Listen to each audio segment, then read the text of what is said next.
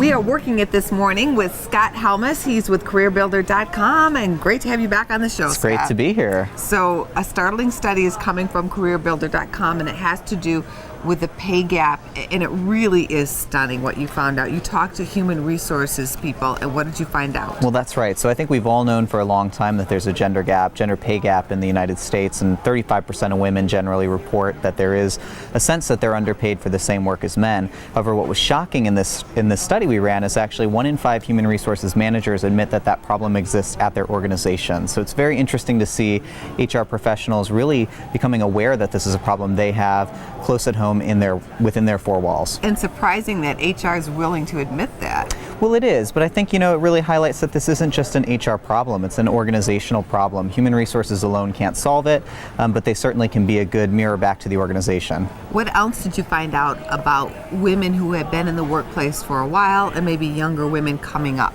So one of the interesting findings is that at the start of the career, most women feel that they're actually pretty close in pay, right? So there's a general sense that in those early years that they're being paid fairly for the same work as men.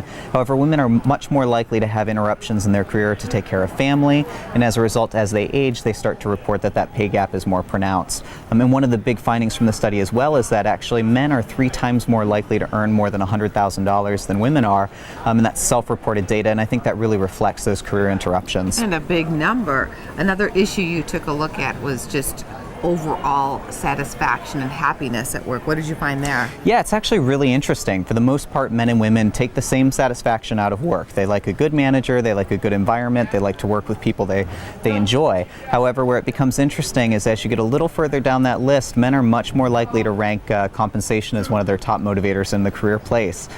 So it is interesting to see this gap come through with gender in terms of what they take satisfaction from. So the men want the money, probably to provide for their families. I don't know that it's exclusive, but certainly more likely. The study does show they're more likely to value that. They value it more. I like that. Okay, and another big issue, and I think this is what's intimidating to women, and maybe part of the problem here is they're not as likely to want to move up or to push to move up. Well, that's right. I think when we surveyed job seekers and we asked them, do you want your boss's job? Men were much more likely to answer yes to that than women were. So we do see a little bit of a sort of that lean-in mentality coming through here. Really men are much more likely to ask for the raise. They're more likely to be in front of their boss asking for that next level, and I think that might be one of the issues that's causing this gap. That's Sheryl Sandberg with Lean In. She really knew what she was talking about. She was. Great book.